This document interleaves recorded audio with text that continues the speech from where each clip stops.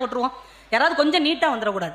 உனக்கு என்ன ஜாலியாக இருக்கு இந்த வார்த்தை எல்லாம் சொல்லுவாங்க பார்த்துருக்கீங்களா? சில பேர் டாக்டர்கிட்டே போய் கேட்குறாங்க, என்னப்பா உனக்கு நோய்? என்னைய தவிர எல்லாரும் சந்தோஷமா இருக்காங்க. வயிறு எரியுது டாக்டர். எல்லாருக்கும் என்ன எண்ணம் அப்படின்னா, நம்மளை தவிர எல்லாரும் நல்லா இருக்கிறாங்க, எல்லாருமே இதை தான் நினைக்கிறாங்க. ஆனால் உண்மை அதுவா? தோற்றத்தை வைத்து ஒருத்தவங்களுடைய மனசை நீங்கள் எடை போட முடியுமா? உனக்கு என்னப்பா சந்தோஷமா இருக்க, மகிழ்ச்சியா இருக்க? அவன் அப்பதான் பூர்வீக வீடை வித்துட்டு வாடகை வீட்டுக்கு மாறி இருப்பான்.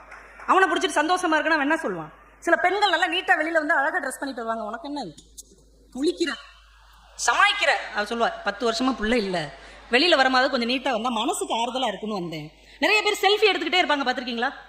பைத்திய மாதிரி செல்ஃபி அடிப்பாங்க, எங்க போனாலும் செல்ஃபி எடுத்துக்கிட்டே இருப்பாங்க. நம்ம சேட்டை கையில மொபைல் வந்துட்டா போதும், படக்கு படக்கு படக்குன்னு செல்ஃபி எடுக்கிறாங்க.